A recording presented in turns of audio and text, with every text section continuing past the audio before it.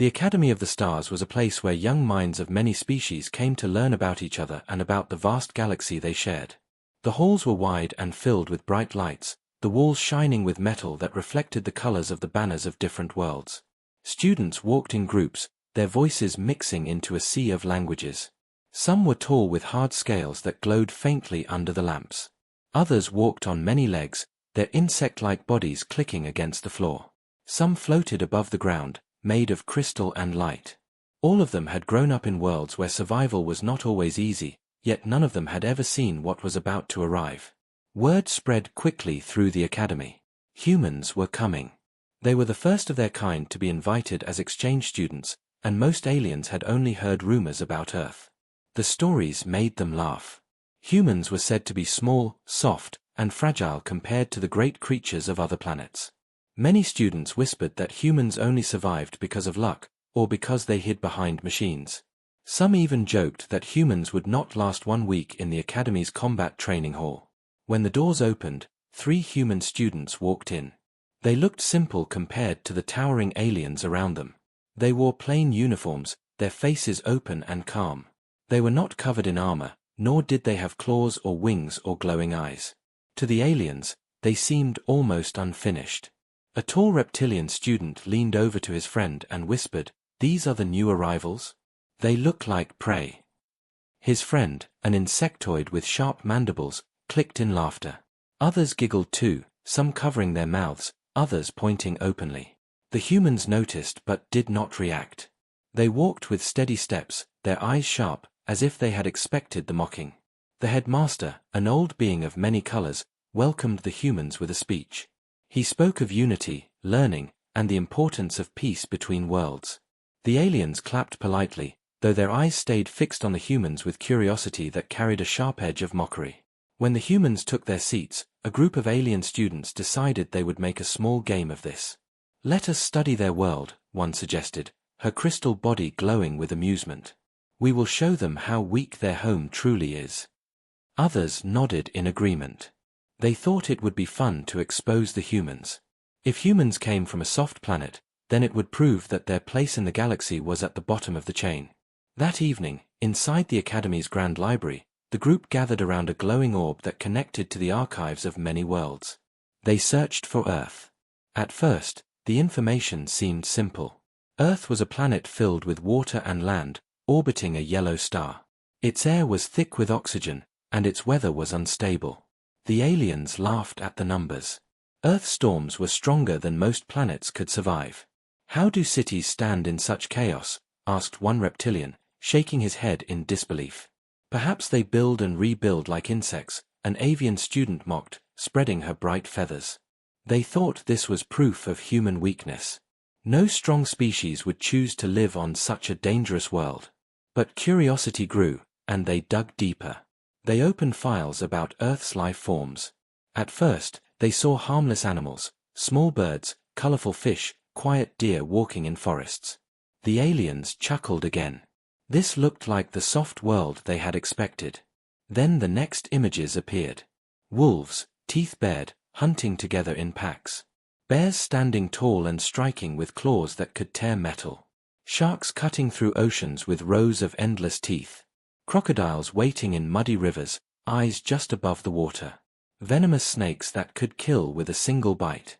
Insects that carried poisons enough to stop a heart. The laughter faded. The room grew quiet. The crystalline student dimmed her glow as she whispered, "Why are there so many predators?" On her world, a single predator species was rare, often controlled by balance. But Earth seemed filled with them, from the oceans to the forests to the skies. It made no sense. How could a fragile species survive in such a nightmare? The reptilian student shook his head, his scales rippling in unease. "If even half of this is true," he muttered, "then humans should not exist."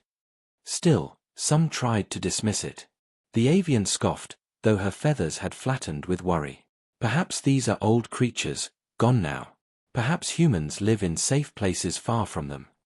But another search showed footage of humans walking calmly near lions, diving into oceans where sharks swam, hiking through forests filled with snakes, even climbing mountains where storms tore at the sky. The aliens stared, their eyes wide. "Impossible," whispered the insectoid. No weak creature could live here. The humans had seemed small and fragile when they entered the academy, yet their planet was a furnace of danger. The aliens exchanged uneasy glances. Their plan to laugh at Earth no longer felt like a joke. Instead, an uncomfortable silence filled the group.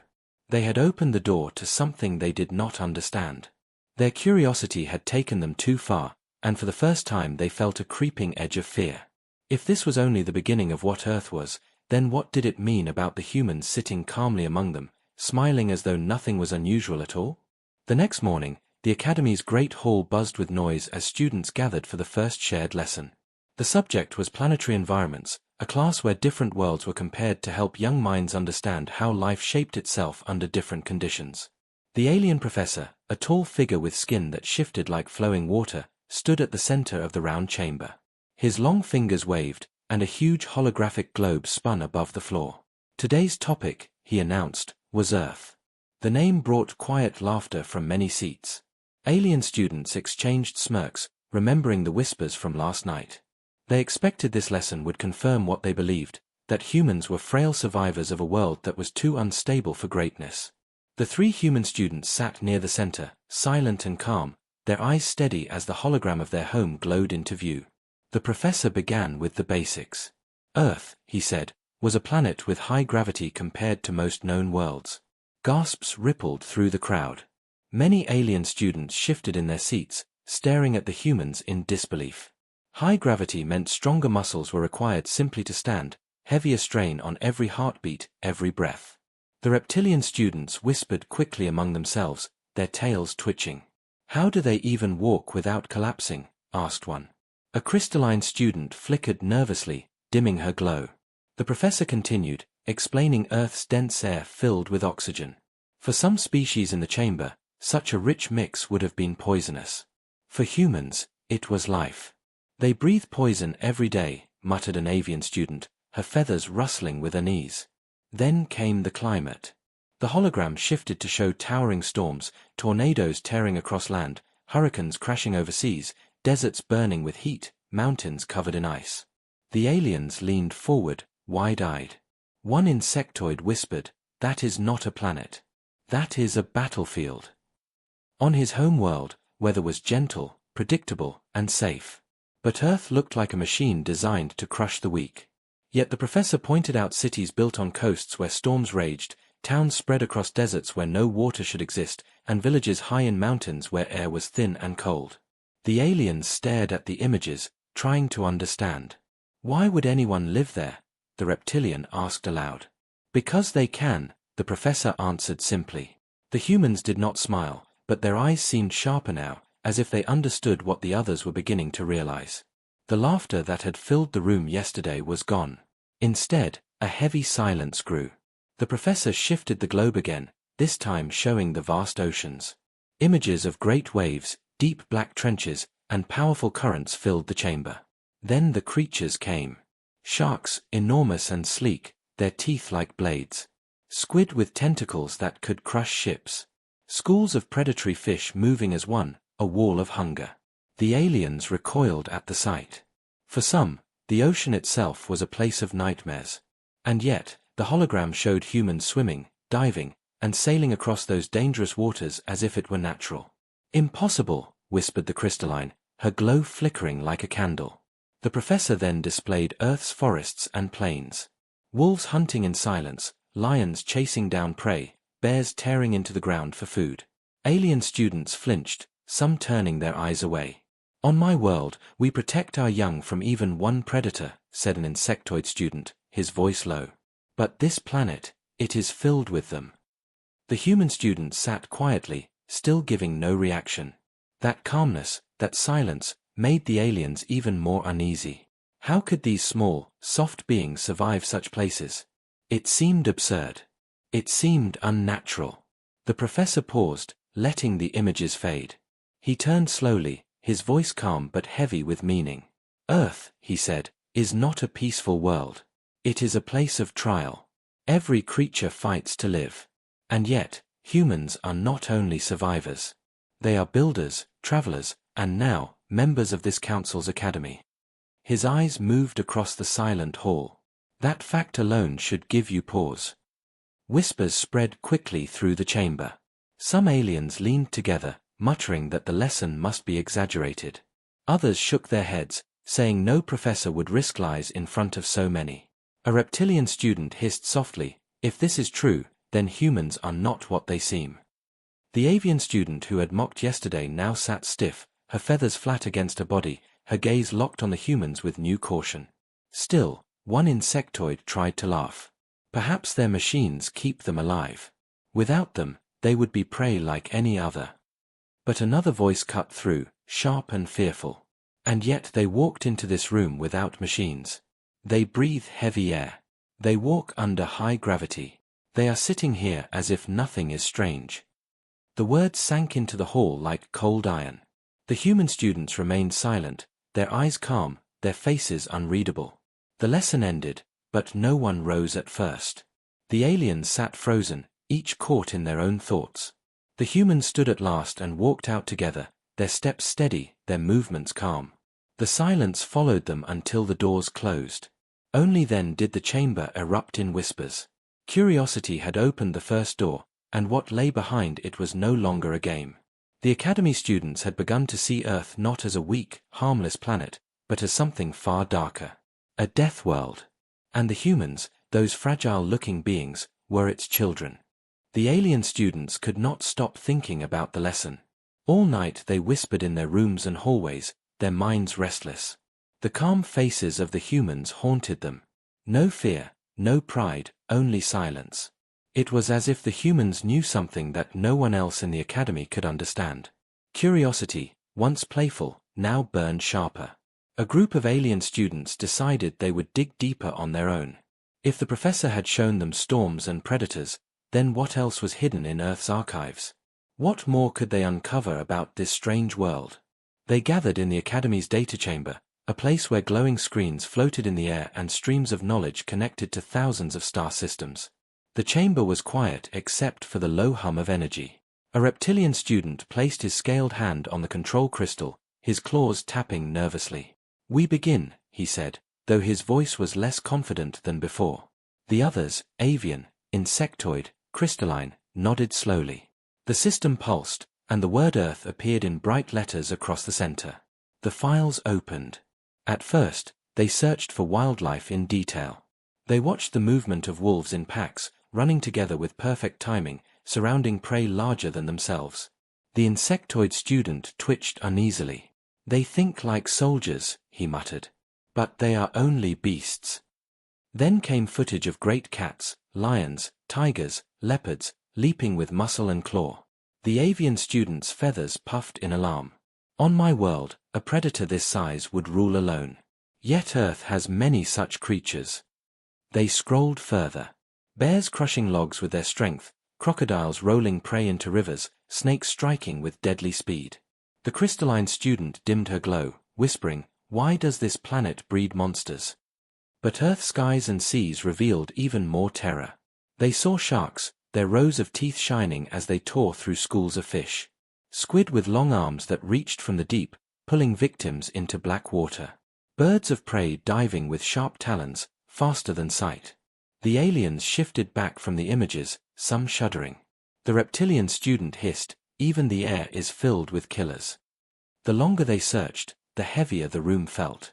Predators existed on every planet, but not in this number, not in this variety. On most worlds, prey and predator balanced each other, a careful design of survival. But Earth was chaos. Earth was endless war. "It should not be possible," the crystalline said softly, her voice like a trembling light. "No world should survive this." Then came the turning point. One alien scrolled deeper, searching human history. What they found silenced the chamber. They saw humans not hiding from predators, but facing them. Spears and fire in the hands of small, fragile bodies. Hunters running for hours without rest, chasing animals until the prey collapsed from exhaustion. Footage of humans building traps, tools, and weapons. Scenes of hunters standing over lions, over mammoths, over beasts far stronger than themselves. The avian gasped, wings pulling tight against her body. They hunt the hunters. The insectoid leaned forward, his antennae shaking. No, prey cannot do this. It is against nature. But the images continued. Humans with fire in caves, humans with bows in forests, humans with ships on oceans filled with monsters. They did not hide. They spread, they fought, they conquered. For every predator on Earth, humans had found a way to face it, to outthink it, to survive it. The reptilian student's scales shivered. Do you see? It is not luck. It is not hiding. They lived with predators all around them, and instead of dying, they became more dangerous. His voice carried fear he could not hide. The crystalline dimmed almost to darkness. This is why they look so calm, she whispered. They come from a death world. To them, danger is air. Danger is normal. Silence filled the chamber. No one laughed anymore. The aliens had come searching for proof of weakness, for reasons to mock. Instead, they found a truth that made their blood run cold. The humans were not prey. They were survivors of the most hostile world any of them had ever seen. And worse, humans were hunters, shaped by a planet that produced endless threats. At last, the avian student broke the silence. If they survived Earth, she said slowly, what will they do here, among us? Her question hung heavy in the air. None answered, because none wanted to. Later, as they left the data chamber, the human students passed by in the hall. The aliens froze, their eyes wide, their thoughts loud though unspoken. The humans walked past quietly, their steps steady, their eyes calm. One of them glanced at the group for just a moment, and in that simple look the aliens felt it, the weight of someone who had faced monsters since birth. The humans did not need claws or fangs. Their strength was something else, something more frightening. That night, in the dorms, whispers spread again. But they were not playful this time. They carried fear. They carried awe. The students no longer asked if humans were weak. They now asked the question they did not want answered. What does it mean to stand in the same room with a child of a death world? The academy's halls felt different now. The whispers had changed. No one joked about the humans anymore. Instead, alien students kept their distance, glancing at them with quiet unease. The humans, however, remained the same. They walked calmly, spoke politely, and listened in class without drawing attention. Their silence unsettled the others even more. To the aliens, it was the silence of creatures who had nothing to prove. The question that weighed on every mind finally burst during one lesson. It began as a debate about ecosystems. The professor displayed the hologram of Earth again. This time, he asked the students to discuss balance in nature. On most worlds, he explained, predators and prey shape each other. A single great beast might rule the land. Another might rule the sea. Together they form order. But on Earth, he paused, looking at the images of wolves, lions, sharks, and eagles. The system is far more complex. The students murmured. Some were eager to ask the question that had haunted them since their private research. At last, one reptilian student stood, his voice firm but shaking at the edges. He turned to the humans. Then tell us, who rules Earth's food chain? The chamber grew silent at once. All eyes turned to the three human students sitting quietly. The professor raised an eyebrow but did not stop the question. Instead, he too seemed curious about what they would say. The first human, a young woman with sharp eyes, looked at her classmates, then back at the crowd. Her voice was calm, almost casual. We do. The room froze. The words echoed through the hall like thunder. For a moment, no one believed what they had heard. Then the murmurs erupted, disbelieving, fearful, even angry. Impossible, an avian cried, feathers flaring. You cannot rule over beasts like that.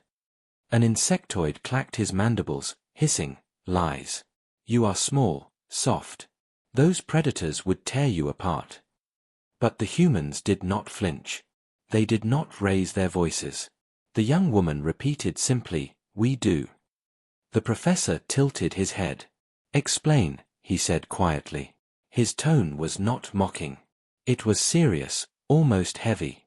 The second human, a tall boy with steady posture, spoke now. On our world, predators hunt. But humans hunt them too. We learned to run farther than any prey, to strike together in groups, to outlast every creature. His words were simple, but the calmness made them even more chilling. The lion may be strong. The shark may be fast. But we have faced them. And we are still here. The crystalline student dimmed her glow until she was almost invisible. She whispered, "They hunt the hunters." The reptilian student shook his head, unable to accept it. But how can such fragile beings win against so many monsters? The third human answered this time, his voice low but steady. "Because we never stop. We make tools, weapons, fire. We work together. We do not fear the storm. We do not bow to the predator. We endure until it falls." The silence that followed was heavy. The aliens stared at the humans with wide eyes. Some felt disbelief, but deep inside, fear had taken root. The evidence was already clear in the archives. Now the words of the humans confirmed it. The professor folded his hands behind his back, his eyes thoughtful. "So you claim dominance, not through strength of body, but through will, through mind, through unity." The humans said nothing more. They only held his gaze, calm and unwavering. The lack of boasting, the lack of pride, only made their answer more terrifying.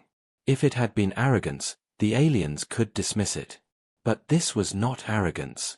It was truth spoken without effort. The class ended, but the aliens did not leave quickly. They lingered, whispering in tight circles. "They are not prey," one muttered. "Not even close." Another shook her head. "If they rule a Deathworld, then what place do they hold in this galaxy?" No one answered. The question was too large. In the cafeteria that evening, the tension followed. Aliens sat in groups, casting uneasy looks toward the humans, who ate quietly as always. The avian student who had shouted earlier now stared at them from across the hall, her feathers tight against her body. She whispered to her friends, "Do you see how calm they are? They speak as if it is normal. As if they have lived with monsters all their lives." One insectoid trembled, his claws scratching the table. "What does that make them?" The humans finished their meal and stood. As they left, the hall grew quieter, every eye following them. The weight of their answer remained heavy in the air. The aliens had asked the question no one should ask, and the humans had given an answer none could forget. That night, the whispers returned across the academy's dorms. Not mocking whispers now, but fearful ones. The words passed from room to room like a warning. Humans had claimed their place at the top of Earth's chain of life. And if that was true, then the galaxy itself would have to decide, were humans allies, or were they a danger greater than anything it had ever seen? Night fell on the alien academy, but the silence did not bring peace. The question about Earth's food chain still echoed through every corridor. For many alien students, sleep would not come. They lay awake, staring at the ceilings of their dorms, haunted by the calm answer the humans had given. "We do." Those two words had shifted the balance inside the academy. The humans no longer seemed small or fragile. They seemed like something else entirely, something that could not be measured by size or strength. A group of alien students met in secret in the library, where the great archive of galactic records was kept. The crystalline walls glowed faintly as they whispered among themselves. The reptilian who had asked the question earlier was there, his scales dull with unease. The avian who had shouted in disbelief now kept her voice low, her feathers flat against her body. Even the insectoid, who had once mocked the humans openly, sat in silence, his mandibles clicking nervously. "We cannot ignore this," the avian said finally. "They claim to rule their world. But how? How can a fragile species rise to the top on a Deathworld?" The reptilian hissed softly, "Maybe the professors know. Maybe they are hiding something." His claws tapped the table. "We should look deeper." The insectoid shook his head. "No one hides information here. The archives are open. If there is something, we will find it ourselves." They activated a console, the holographic light casting strange shadows across their faces. The archive opened, showing endless records about Earth, its history, its wars, its species. At first, they skimmed the surface, scrolling through facts they already knew: volcanoes, storms, earthquakes, predators, diseases. But then they began to dig deeper, opening files rarely read by outsiders. The avian leaned forward, her eyes sharp. "Here, look at this. Ice Age survival. Early humans hunted beasts larger than their villages." She tapped again, her feathers trembling. Mammoths, giant lions, dire wolves. They were not prey. They hunted giants. The reptilian scowled, his tail twitching. "Impossible. No small creature hunts something 10 times its size." But the images floating above the console told another story. Paintings on cave walls, bones cracked by stone tools, records of humans working in groups to bring down massive predators. The insectoid's claws scraped against the table as he whispered, "They fought the lords of their own world. And they won." Another file opened. It showed wars, not against beasts, but against themselves. Cities burned, machines of war filled the skies. The alien students recoiled as the records unfolded, explosions that leveled entire regions, weapons that could shatter mountains, bombs that darkened the skies. "They do not only fight predators," the crystalline student whispered, her glow flickering nervously. "They fight each other." The silence that followed was suffocating. The reptilian's voice came out low, almost a growl. "If they can do this to their own kind, what could they do to us?" The avian stepped back, feathers trembling. Now I understand why they were calm. They do not fear predators. They do not fear storms. They do not fear each other. What is left for them to fear? The insectoid closed the console with a sharp gesture. "We should not have looked." But it was too late. The truth was inside them now, burning like fire. The humans had not exaggerated. They had spoken only the surface of their truth. Their history was one of survival against every impossible challenge. They had hunted predators. They had fought monsters. And when there were no monsters left, they had turned against themselves and survived that too. The group left the library in silence, each one carrying the weight of what they had seen. Outside, the corridors felt colder.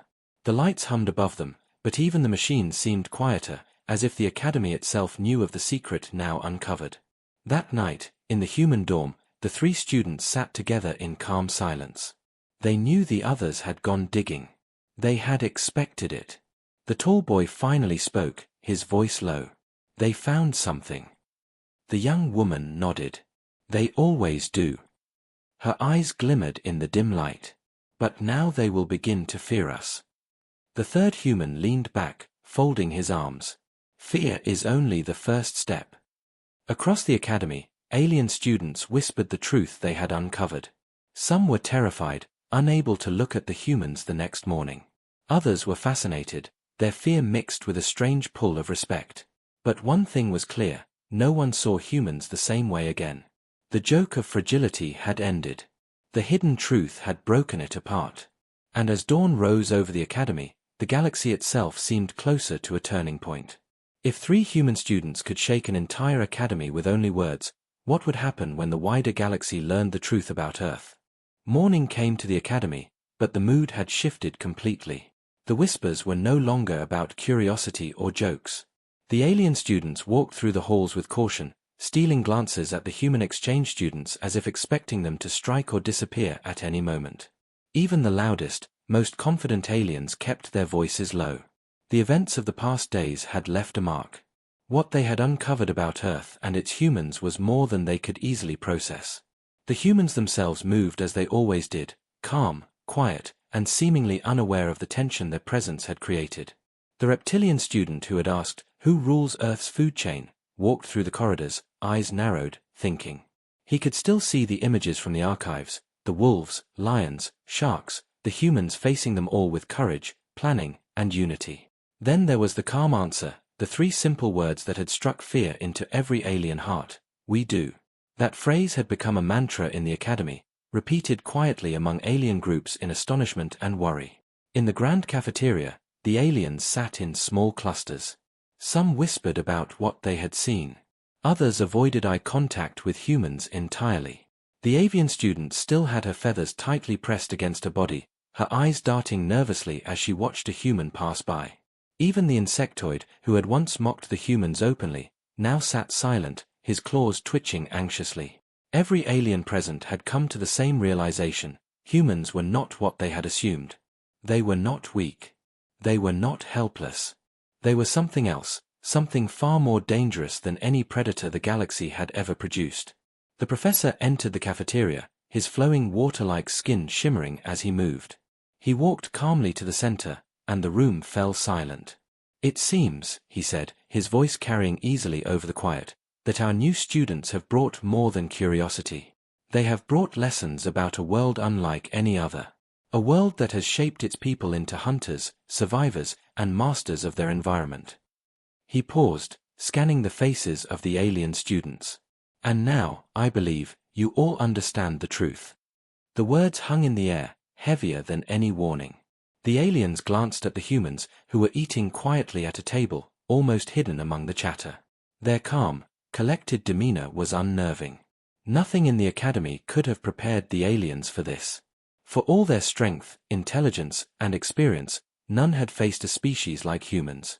None had lived in a world like Earth, where survival demanded courage, cooperation, and ingenuity beyond anything the galaxy usually saw. Later, in a private corner of the academy, the reptilian student whispered to the avian, "We must treat them differently now. We cannot mock them. We cannot underestimate them. They are too dangerous." The avian nodded, her feathers trembling slightly. Dangerous is too mild a word. They survived a Deathworld. They are apex. And they do it with nothing but themselves. Word of Earth's humans spread slowly through the academy. Other species, hearing of the hidden truth, began to look at the humans with caution. Even young students who had never interacted with them felt the weight of their reputation. They had expected fragile beings, small and weak. Instead, they had found creatures who ruled their own world, who had faced monsters, storms, and the unknown, and had prevailed. The humans had endured what no alien student could survive, and they did it with calm, deliberate composure. By the evening, a small group of alien students gathered near the Academy's observation deck, looking out over the stars. "I cannot believe it," whispered the crystalline student, her glow dim. "If these humans survived Earth, then nothing is impossible for them. Nothing." The insectoid's antennae twitched nervously. "We studied them, we questioned them, we even doubted the archives. And yet, every answer, every image, every word confirms it. They are beyond what we imagined." The humans, meanwhile, walked past quietly, their steps steady. One of them paused and looked back at the group, a faint smile on their lips. The aliens felt it instantly, an understanding that this was not arrogance. It was truth. Humans had endured Deathworlds. They had faced predators and storms, both natural and human-made, and survived. They had lived in chaos and learned control. And now, the galaxy itself would have to reckon with them. The final realization settled like a weight in the alien students' minds. Curiosity had brought them knowledge. Knowledge had brought them fear. And fear had turned into respect, perhaps the deepest kind a species could feel. Humans were not merely participants in life, they were rulers, shaped by a world that demanded everything and gave nothing in return. They were the apex of a planet designed to destroy anything weaker. And the galaxy would never forget it. As the night deepened, the academy quieted. The alien students returned to their dorms, their minds restless. Even the professor left, carrying a silent acknowledgement of what he had witnessed. But the humans remained calm, as always, sitting together, sharing nothing, revealing nothing. They had survived their own world, and now, without a single effort, they had earned the terror and respect of an entire alien academy. The story of Earth's Deathworld had been uncovered, and the humans' answer had changed everything.